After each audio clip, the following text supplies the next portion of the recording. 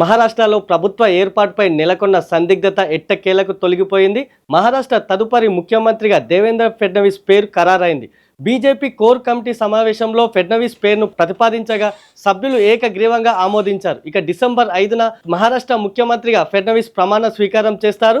ముంబైలోని విధాన్ భవన్లో బీజేపీ శాసనసభ పక్ష సమావేశం జరిగింది. కేంద్ర పరిశీలకులుగా హాజరైన నిర్మలా సీతారామన్, విజయ్ రూపానీ సీఎం ఎంపికపై పార్టీ ఎమ్మెల్యేలతో చర్చించారు.